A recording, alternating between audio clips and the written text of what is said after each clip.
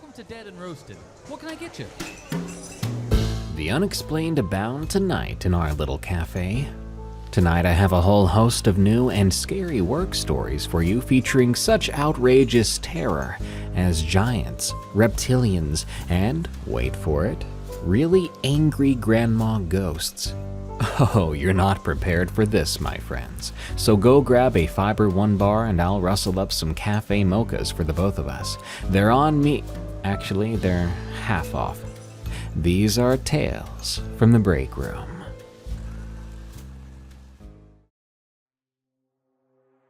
I had an unsettling experience working at a plant nursery. From Shab, 1999. I never believed in ghosts or spirits, or any of that supernatural stuff. Growing up in the suburbs outside a mid-sized city in the Midwest, my life had always been grounded in reality. School days came in predictable cycles, part-time jobs were straightforward. Just the ordinary rhythms of a medium town. I also don't consider myself easily spooked. I mean, I'm the type of person who, if I hear a bump in the night, I figure it's just an old pipe rattling somewhere. Maybe the wind outside. Certainly not the type of person for ghost tours, or ghost hunting for that matter. But then, there was the incident at the nursery. It was about 2 years ago, during a period in my life when I was taking off time from college. I had decided to press pause on my environmental science degree because I just didn't know where I was heading. My boyfriend, Brendan, and I had been seeing each other for about a year, and he supported my choice. But money wasn't exactly pouring in, so I found a job working at a local plant nursery, not too far from our apartment. It was a decent-sized nursery, bigger than the ones you see attached to supermarkets. This place had its own buildings and a large greenhouse that stretched nearly 1/4 of an acre behind the main storefront. We sold everything from everyday succulents to ornamental grasses, from hardy Midwest perennials to rarer tropical blooms that had to be coddled in the heated sections of the greenhouse. My shifts usually started in the afternoon, around 2, and I'd close up shop in the evening, around 8 o'clock in the summer, a bit earlier in the fall. The nursery had a parking lot out front, a fenced perimeter, and a sizable connected greenhouse, which hummed quietly with fans and irrigation systems. It smelled like damp earth and green leaves, and that smell was so familiar to me. At first, I loved it. Working there was peaceful. I got to learn about the different plants, which helped cement my interest in botany. I figured if I ever went back to school, maybe I'd shift toward a degree in horticulture or plant sciences, something that gave me purpose. I never did imagine I would have an encounter here that would leave me too terrified to set foot back in the plant nursery again. The first incident happened in late summer. The days were still warm, and the nursery was quieter in the evenings. Brendan had come to hang out as he sometimes did. He would bring me a coffee or a smoothie, and we would chat while I tidied up the place before closing. He'd usually wait out in the car once I started to lock the doors and counting the register. On this particular night, I remember it was just past 7:30, and the sky was that dusky purple, the kind you get right before twilight settles in. Most customers had left by then. I'd flipped the open sign to closed about 15 minutes prior, as I wanted some downtime to put everything in order before I locked up. By that point, there were no lingering shoppers inside.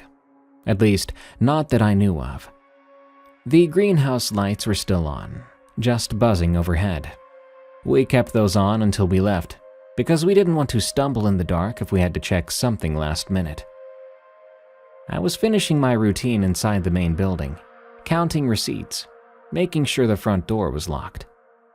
I could see Brendan's silhouette in the car through the glass doors, just fiddling with his phone. Then suddenly I heard a soft humming sound. At first I thought it might be one of the fans in the greenhouse acting up, making a weird pitch. But as I listened, I realized it was a human voice, a gentle, throaty hum of some old tune I didn't recognize, but which sounded somehow ancient.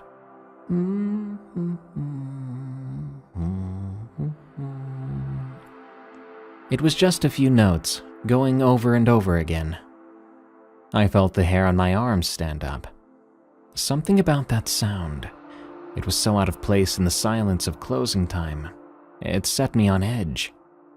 Then again, sometimes older customers would wander further into the nursery than they realized, drawn to the flowers, never noticing we had closed. It wouldn't be the first time someone had to be gently ushered out at the end of the day. So I followed the sound to the greenhouse. It was dimmer inside than during the day, of course, but the overhead lights were still bright enough to see clearly. The space was large and smelled of moist soil and fertilizer. My footsteps echoed on the cement walkway as I passed rows of potted geraniums, ferns, and marigolds.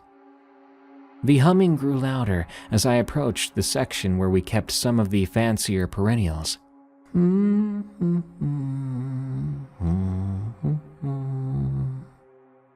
And then I saw her, an old woman, very elderly by the look of her posture and the silvery bun of hair at the nape of her neck. She stood facing away from me, leaning slightly over a bed of small white flowers. Carnations, I think. She was dressed in a long, old-fashioned dress that looked oddly formal for gardening, like something from decades past. Her shoulders were hunched, her hands seeming to busy themselves among the petals, and she was humming that odd little tune. I started to speak. "Excuse me, ma'am," I said softly, not wanting to startle her. "We're closed for the evening." The old woman didn't react. She just kept humming and moving her hands, as though tending to the blossoms. There was something off about her posture, like she wasn't truly bent with age, but rather contorted unnaturally. I took a step closer. "Ma'am, I'm sorry, but we've closed for the day. I'll have to ask you to come back tomorrow." I stopped mid-sentence. An overwhelming sense of terror washed over me.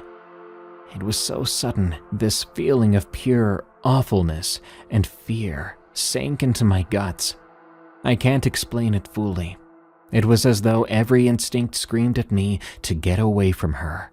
Don't go near her. I broke out into a cold sweat. My mouth went dry. I could barely swallow.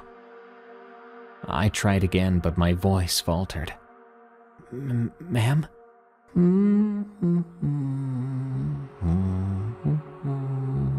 She just kept humming and tending as if I didn't exist. But I knew she knew I was there. Something about the tension in the air told me she was aware of my presence. My mind raced. This was no ordinary late shopper. The feeling in that greenhouse was horrific, like there was hatred flowing through the air. I had never felt such raw fear, especially not without any apparent reason.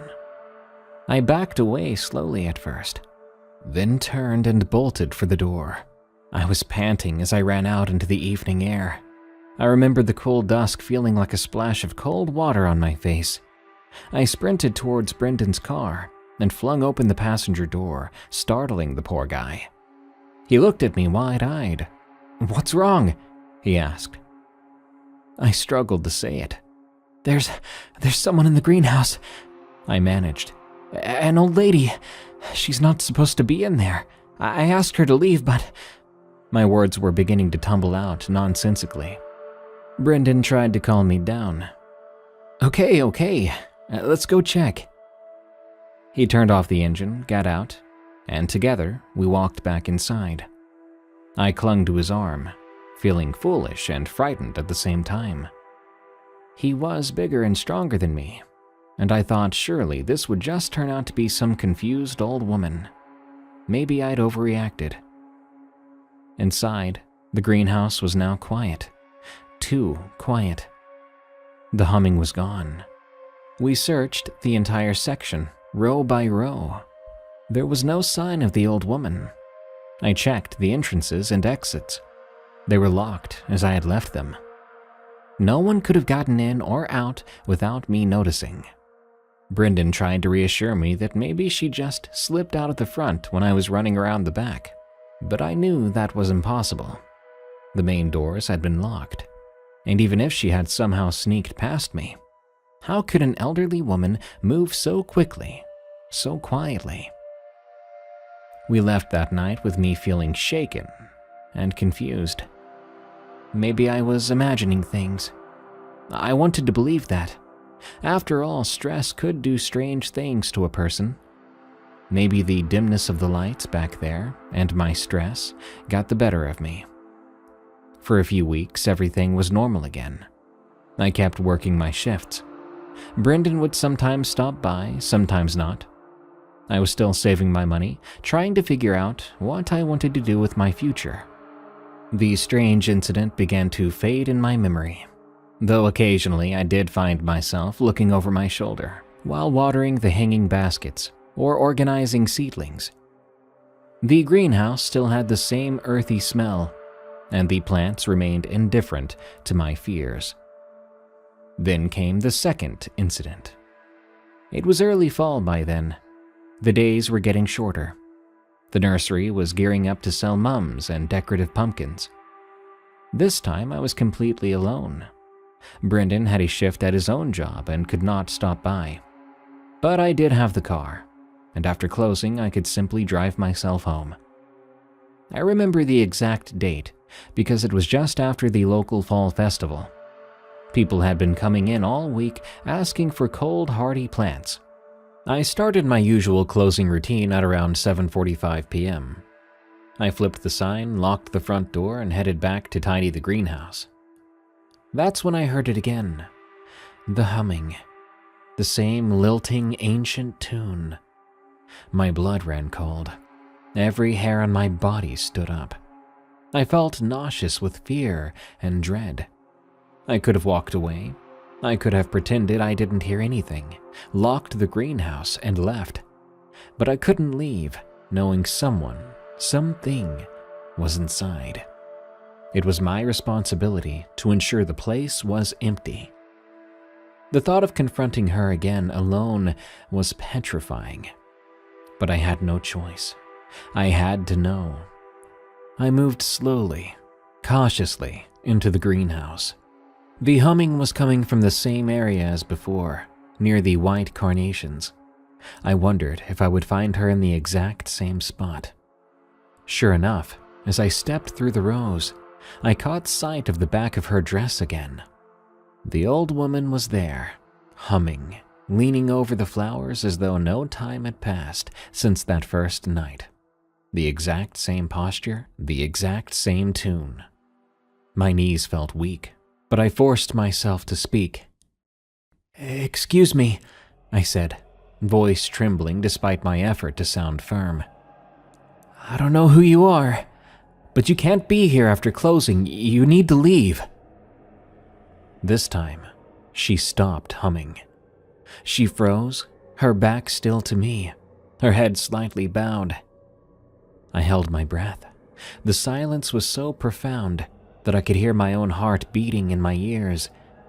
I waited, but she did not turn. Summoning what courage I had, I took a few hesitant steps closer. "Ma'am," I said, trying to keep my voice steady again. "I'm calling the police if you don't leave right now." At that, a low chuckle emerged from her.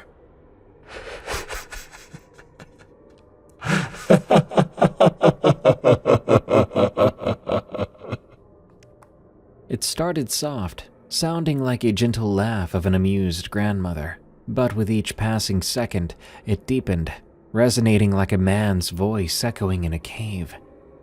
The sound reverberated through the greenhouse, making the metal frames and glass panes vibrate a bit. My legs went cold. I could barely stand up straight. Then, as if pulled by invisible strings, the old woman began to straighten. She moved so slowly and unnaturally that I let out an involuntary sob. She didn't turn around, though. She just kept laughing, that deep, horrible laugh. It sounded like something inhuman, wearing a human disguise. I didn't wait to see what was coming next. I ran.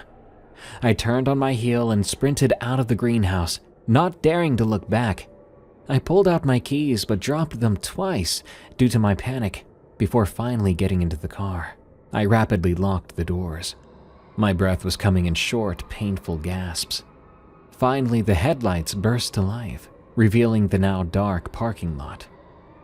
I pulled away, looking back at the greenhouse one last time before I left.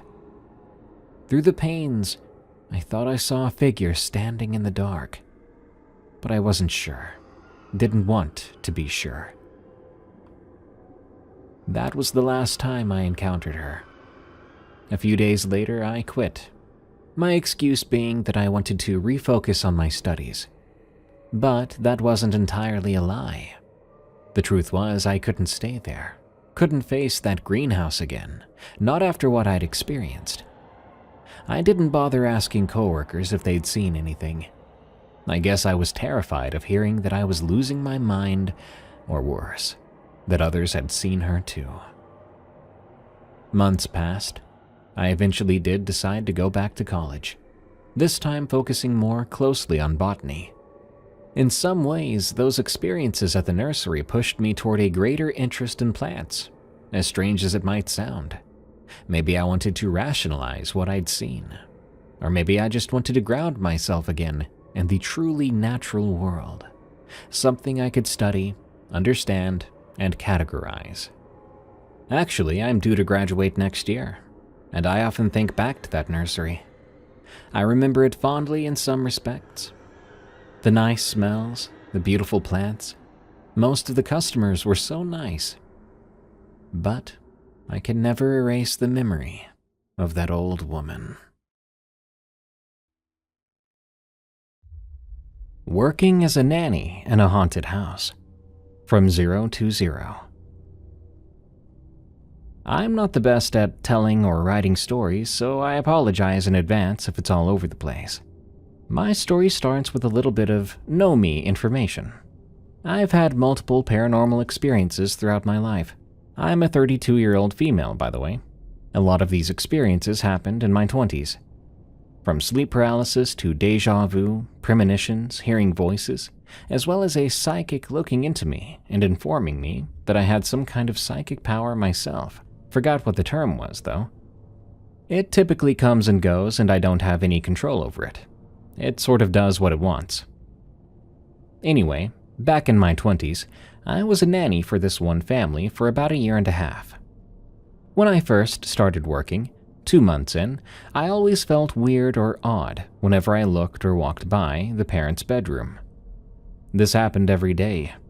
I brushed it off, telling myself I'm feeling this way because it's their personal private space. I'm not one to snoop. Now, this feeling didn't occur when the mother invited me in their room.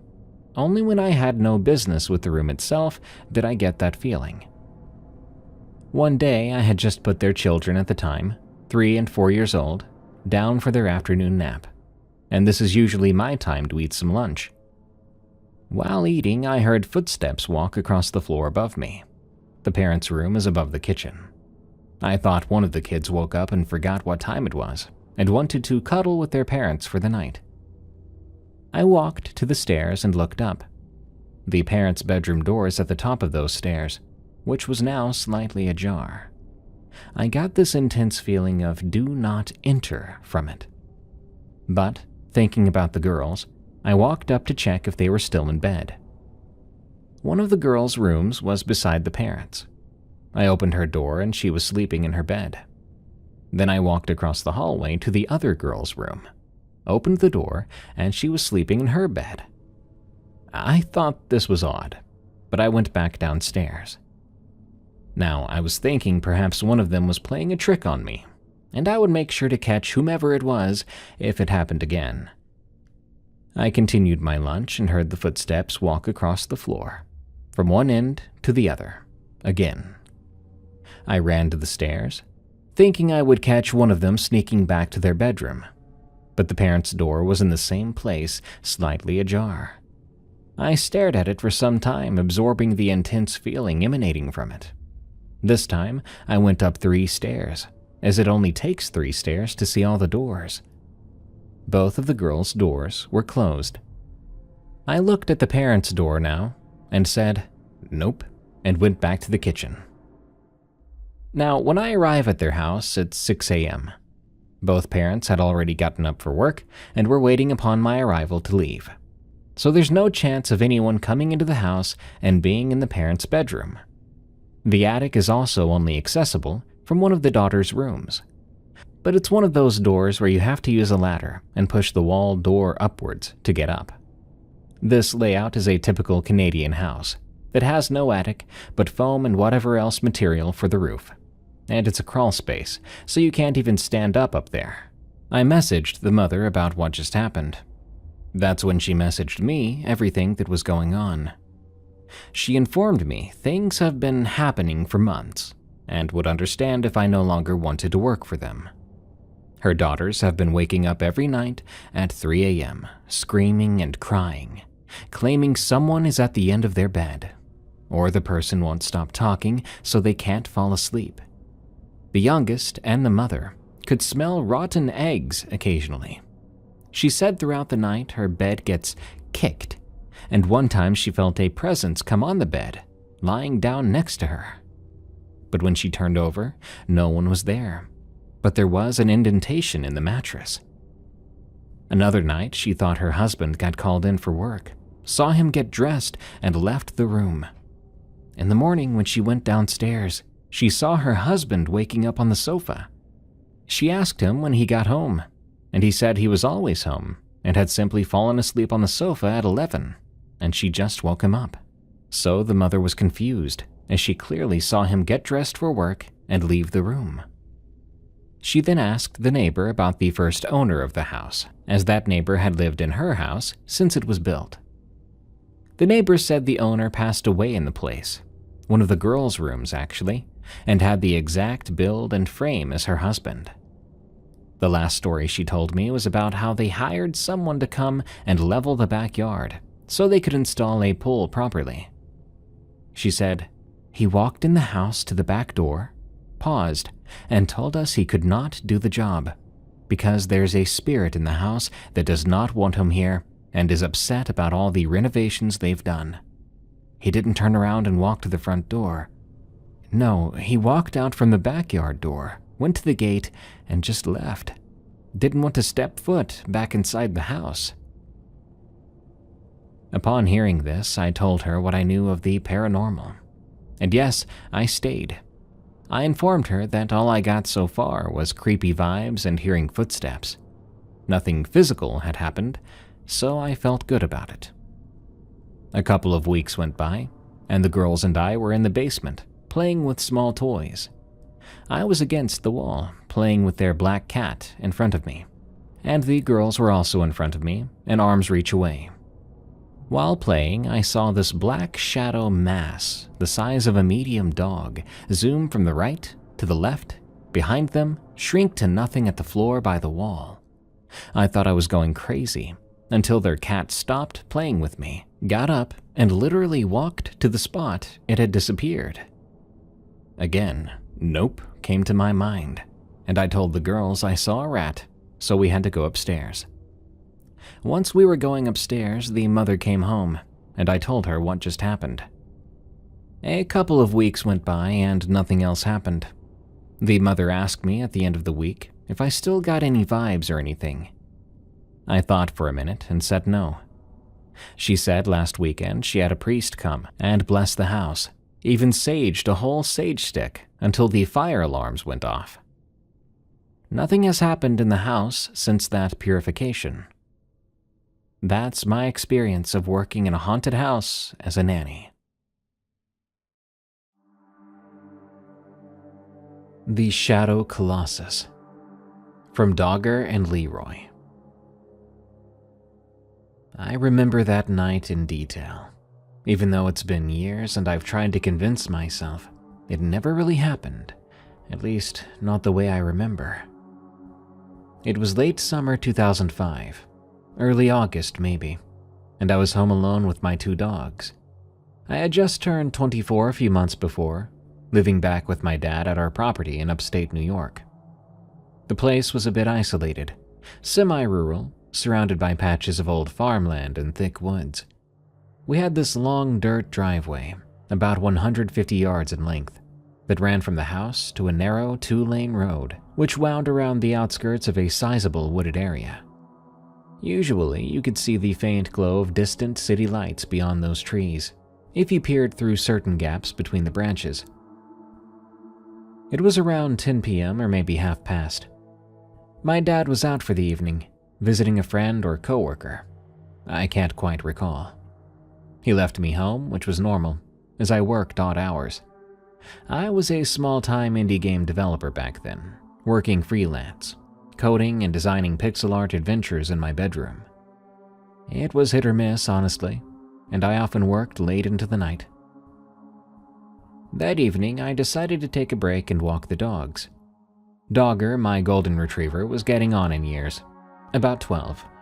And if you're wondering, I named him that when I was just a kid, about 8 years old, and not very inventive with names.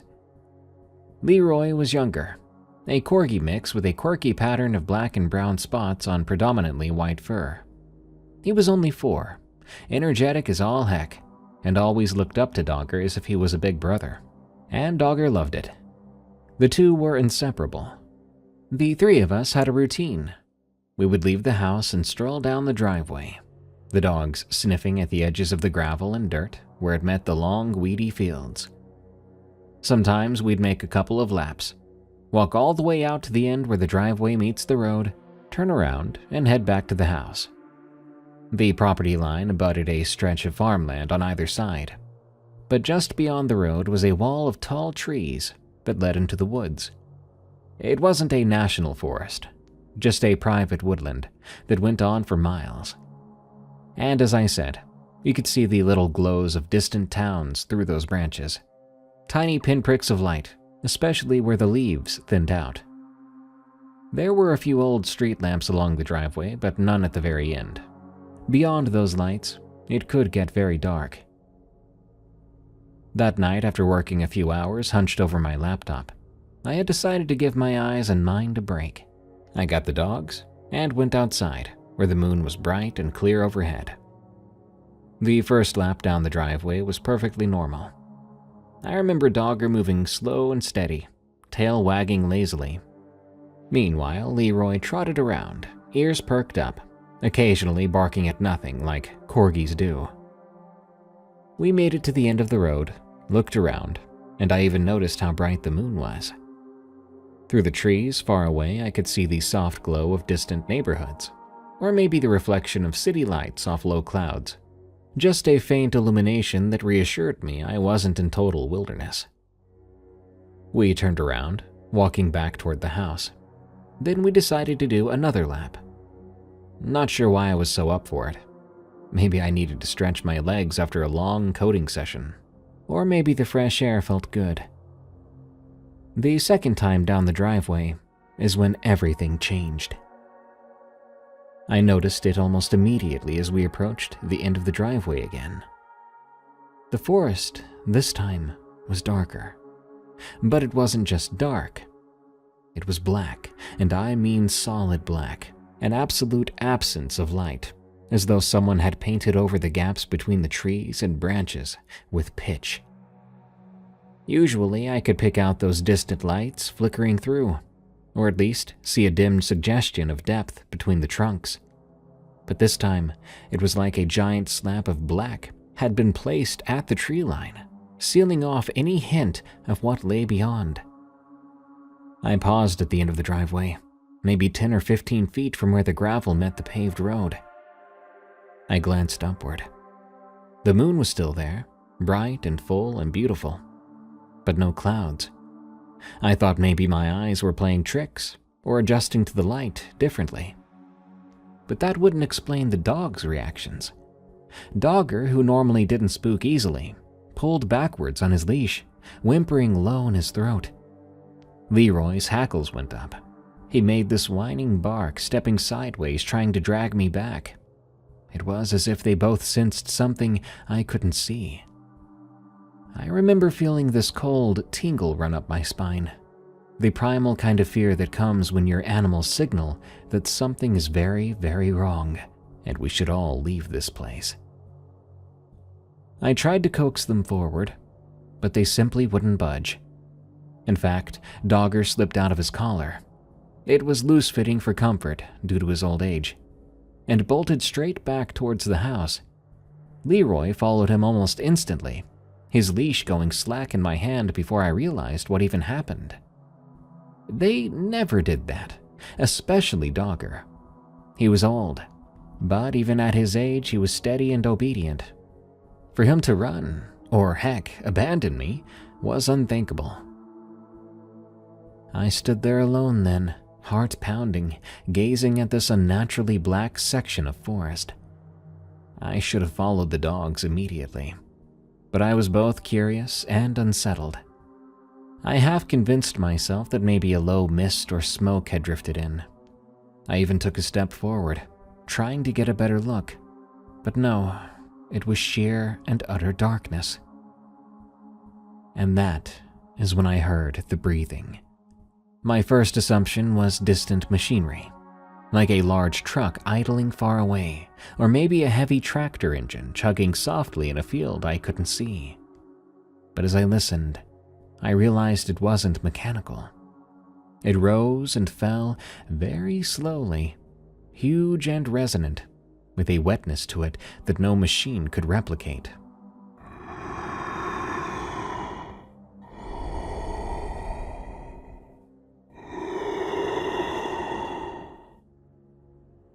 Inhale, exhale, inhale, exhale.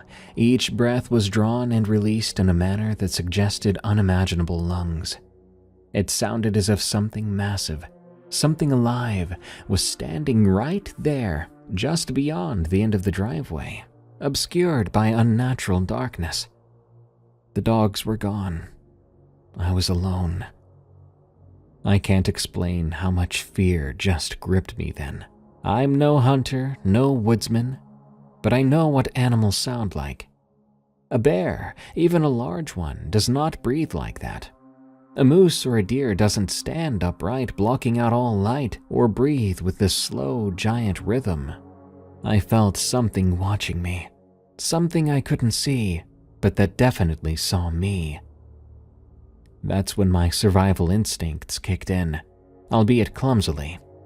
I turned and ran, sprinting a few steps, but then the thought flashed in my mind, never break into a run in front of a predator. That was something I'd read somewhere. Running triggers a chase response. I slowed down to a brisk walk, forcing my legs to move mechanically, my breathing ragged. The dogs were long gone, probably at the porch waiting to be let in. I listened, expecting to hear thundering steps coming from behind me or crashing branches. But nothing came. When I did dare to glance back over my shoulder, I saw the faint city lights again through the trees, like I should. The blackness had vanished. Whatever had been there was gone, or hiding. I made it back to the house, sweating down my neck. Dogger and Leroy were waiting for me, panting nervously on the porch. I took them inside, locked the doors, and walked through every room, turning on every light I could find. My heart rate was still sky high. I tried to calm down by resuming my work, sitting at my desk with a cup of coffee. The dogs lay quietly now, perhaps reassured by the warmth and security of home. I told myself maybe I imagined the whole thing. Maybe I was tired, overworked. The lights don't always show perfectly well, after all. That portion of woods is quite dark. Maybe there was some big truck in the distance, going down a road not too far from us. Yeah, that's it, I told myself. About 45 minutes passed, enough time for me to nearly convince myself it was nothing. I was tinkering with some code, sipping coffee that had grown lukewarm, when Dogger and Leroy suddenly started to go nuts. They barked and whined and scratched at the walls. Even old Dogger was completely frantic. Leroy's barking was high-pitched, terrified. I stood up, heart in my throat, and was about to go to the window to see what set them off. And then I heard deep, resounding thumps. I'm not talking about gunshots or doors slamming. These were tremors, vibrations in the very earth. Each one made the windows rattle slightly. It was like hearing a giant's footsteps, one then another, slow and deliberate, as if something enormous circled the house. My skin went cold, and fear seized me so completely that I could barely breathe. I grabbed both dogs and led them to the den, a room that was at the center of the house with just one small window. I turned off all those lights, sat with them, and waited. The dogs continued to whine and scratch at me, trying to burrow behind my legs. I could hear the footsteps circling, crunching the gravel in the driveway, then stepping onto the grass. They were impossibly heavy, each one sending a slight vibration up through the floorboards. This went on for at least 10 minutes, though it felt like hours. I huddled there in the dark, every muscle tense, expecting at any moment for the walls around us to be torn down. Then it stopped. The footsteps stopped. It was like the thing had paused directly over the house. Silence followed, a silence so thick and tense I thought I might scream. I dared to raise my head and look toward the window. All I could see was blackness through it, as if something was blocking the entire frame.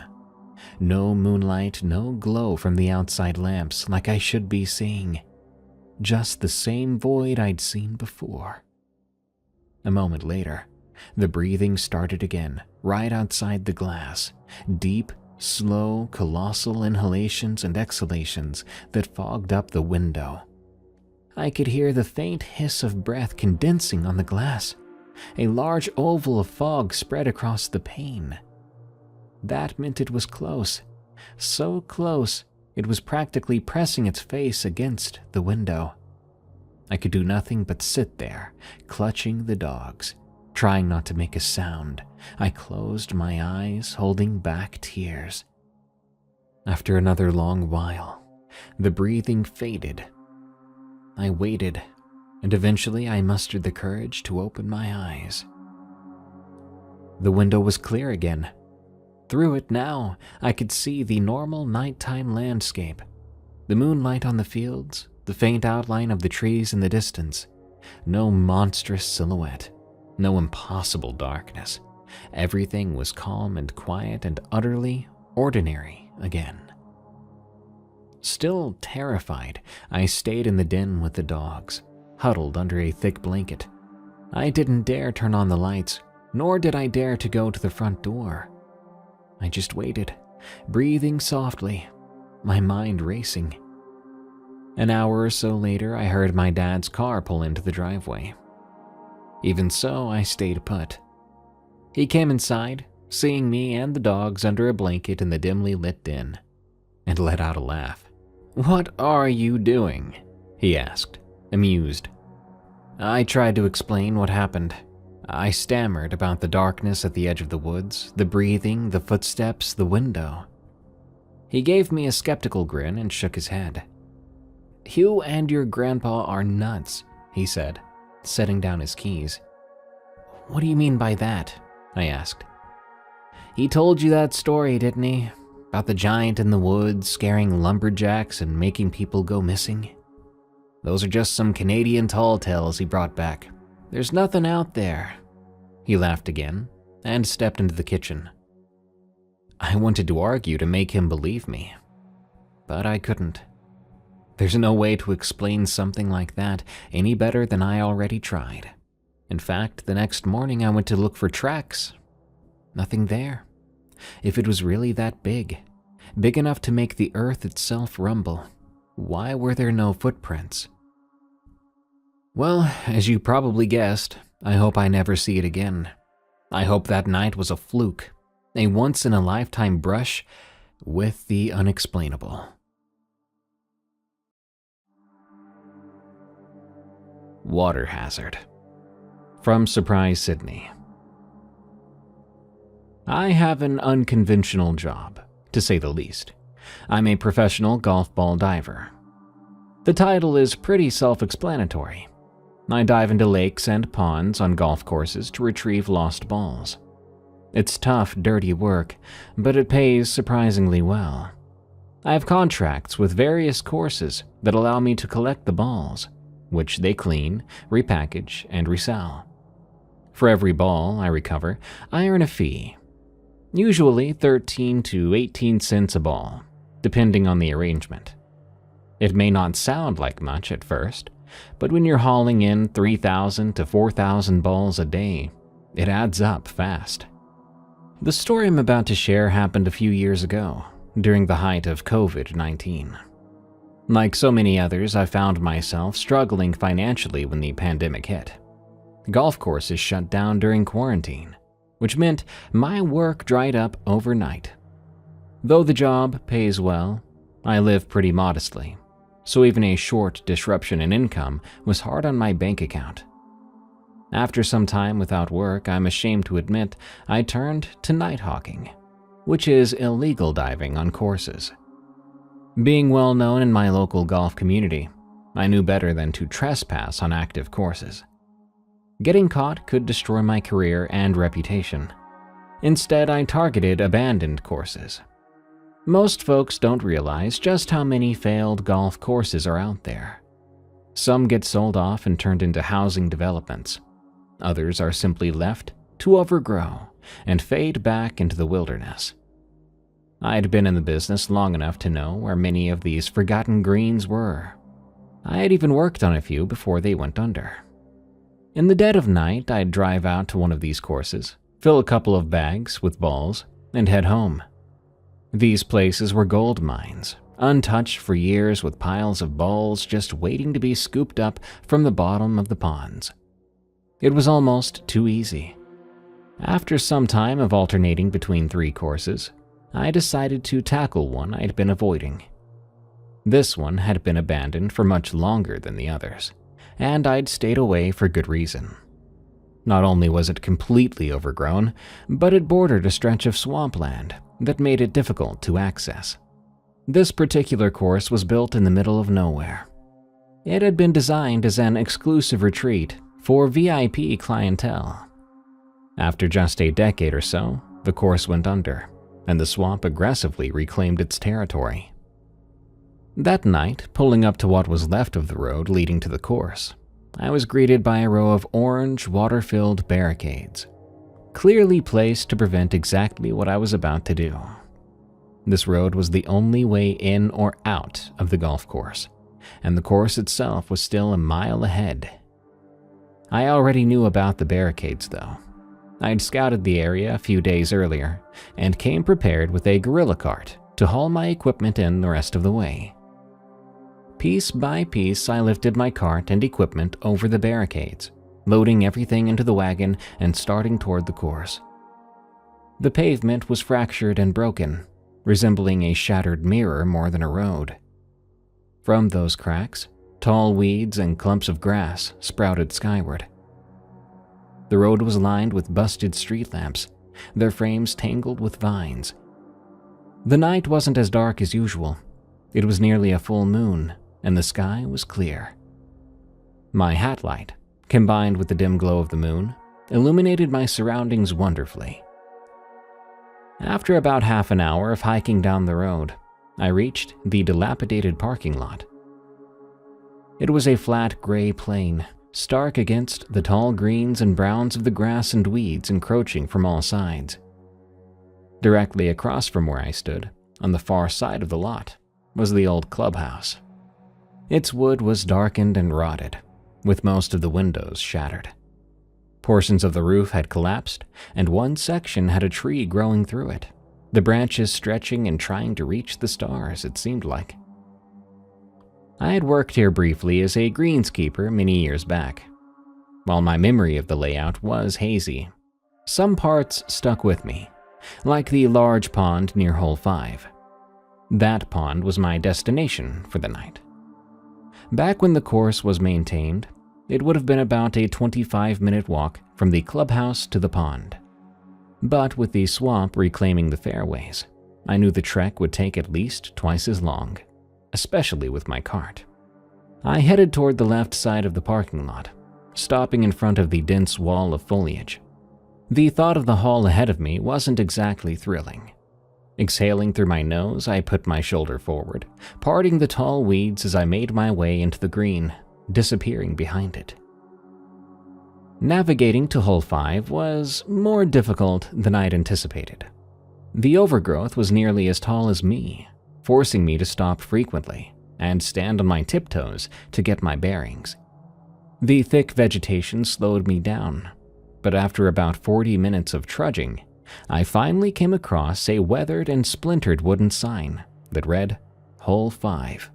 Someone had spray painted the word "but" over it, so now the sign read, But Hole 5. That made me smile. It was a delightfully brief distraction from my exhausting trek. Approaching the edge of the pond, I paused to take in the scene. The moon was overhead, casting a silvery hue across the water. It was quite a serene scene.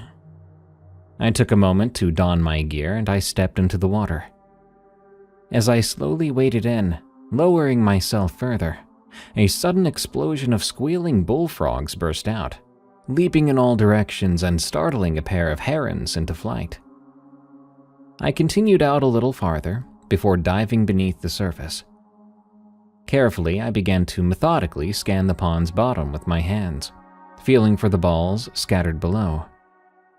Although I did have a headlamp, it was practically useless here. It's the only way to do it, day or night. Most ponds are black water, where visibility is non-existent, so everything must be done by touch. It didn't take long to realize this was the jackpot. Ball after ball filled my hands as I worked. Progress was slower than usual due to considerable debris on the bottom, but it hardly mattered. The abundance of balls made every effort worthwhile. After some time, I'd filled one bag to capacity. Resurfacing, I grabbed a second bag and ventured farther out before diving under again. As I reached the bottom and began feeling along the muck, my hand struck something hard and covered with lumps. Curious, I followed its contours, tracing a curved edge that led to a larger, smooth surface. After a moment of exploration, it hit me. I had found a golf cart. I couldn't help but marvel at the absurdity of it. How someone managed to get it this far out into the pond was beyond me. As I continued to comb around my unexpected discovery, I suddenly felt a rush of movement pass close by. It was fast and massive. I had been doing this long enough to know what a big fish felt like. This wasn't that. This was something entirely different. There was no doubt in my mind, it was an alligator. I knew this was bound to happen. Alligators are common inhabitants of ponds on operational courses, so encountering one out here was almost inevitable. While dangerous, gators typically won't attack underwater unless they feel cornered or provoked. This meant I needed to stay cautious, but didn't face any immediate threat. However, surfacing was another matter entirely. That's when the risk of an attack becomes very real. I pushed off the golf cart and sank back into the muck, resuming my search for balls. My limbs felt stiffer now, my head on a constant swivel. The silt-choked dark water swallowed the beam of my headlamp, limiting visibility to just a few inches. Not being able to see was one thing, but it's always worse when you know there's a gator nearby. The worst part wasn't even the knowing, it was accidentally touching them. Now that's a real poo-your-pants moment, and it had happened to me more than once in my career. Running my fingers along the bottom, I kept bumping into hard, lumpy objects. Every time I jerked my hand back, only to realize it was just a log or some debris, not a gator. Still, every so often, I could feel something massive gliding past me in the dark, just at arm's length. After some time, I managed to fill another small bag with golf balls and decided to call it a night. But I had to be careful. I didn't like how curious this gator was acting, so I planned to surface as close to the edge as possible to minimize my time exposed at the surface. Swimming in the direction I thought was land, I moved cautiously for a few minutes. Confident I was close, I resurfaced. As my head broke through the water and my vision adjusted, I saw I was right, but I hadn't swum far enough. While I was close, there was still some distance to cover before I'd made it back to land. I began to paddle my way over, excited by the night's turn of events. This place really was a gold mine. Between this pond and the others in the area, I'd be rolling in inventory. I was already planning my second trip in my head when it happened. Out of nowhere, something struck me under the water. My outstretched legs, kicking behind me, were suddenly swept downward in one swift motion. The sensation was so foreign that I didn't understand what was happening until I was completely submerged. My only thought was I need more air. I fought against the force dragging me down, managing to break the surface just long enough to gulp in a lungful of air before being wrenched back under. In those moments, I remember marveling at how impossibly strong this thing was. Every kick and pull of my legs felt useless, as if I were fighting gravity itself. Desperately, I reached for the dive knife strapped to my waist. I knew stabbing the top of an alligator wouldn't do much, but the eyes were a vulnerable spot. If I could feel along its face, I might find an eye to jab and make it let me go. My hand found the knife handle, and I quickly unsheathed it. Contorting my upper body downward, I reached toward my legs. I felt along my leg toward the pressure clamped around my calf. As my hands explored what had me, I touched something stiff and lumpy, the bumpy texture of an alligator's skin. But I didn't feel a snout or teeth. Instead, I felt 4 thick, bumpy protrusions. It wasn't a mouth that had me. It was hands. Before I could process this horrifying realization, I grabbed the arm gripping me and yanked at it.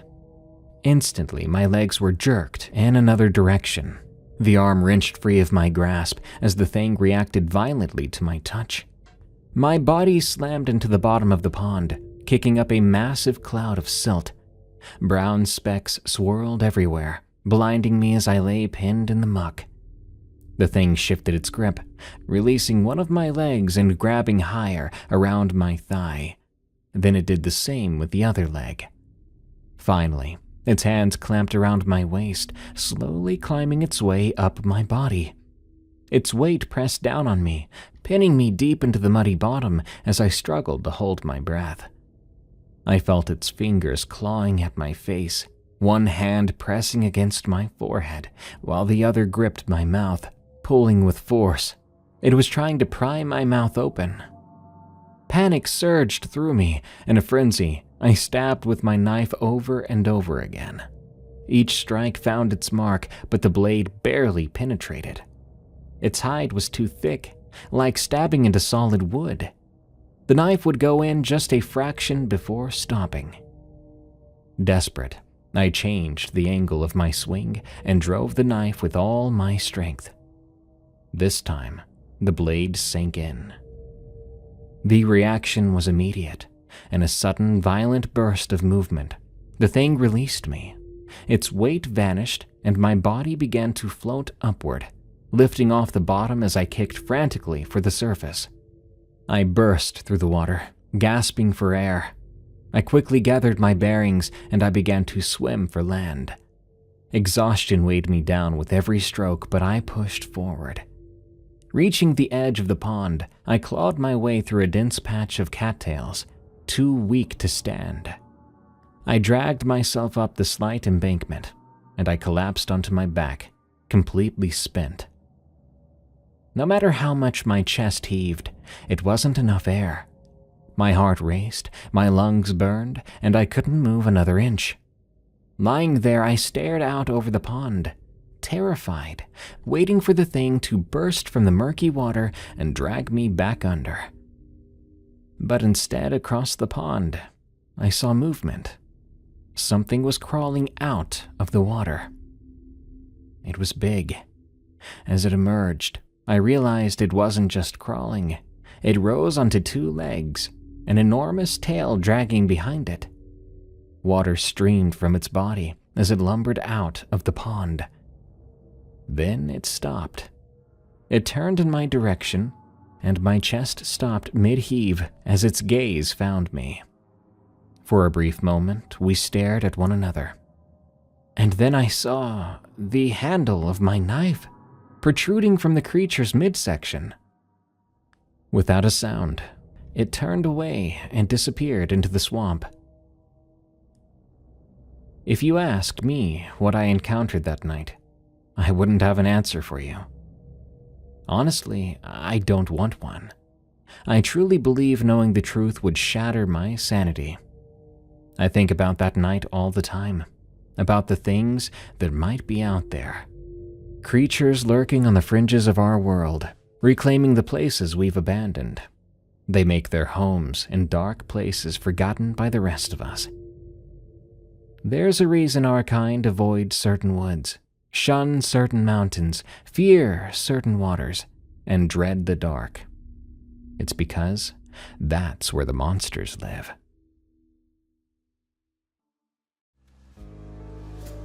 Wow, some pretty freaky stories tonight.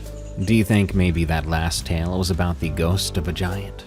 Maybe that old lady in the plant nursery was just one teed-off florist getting her revenge by strangling some lilies. Who knows? Thanks for tuning in this week for more Tales from the Break Room. Help us grow by following us and reviewing us on Spotify and Apple Podcasts, or your favorite podcast app. Or you can listen on YouTube. Just go on YouTube and search for Darkness Prevails. Send us your scary work stories at eeriecast.com/submit. And leave us a comment about some cool ideas you have for Tales from the Break Room merch, because I just realized I've completely failed to make any. You can clock out until next time, but please do come back for another coffee on me. Well, half off.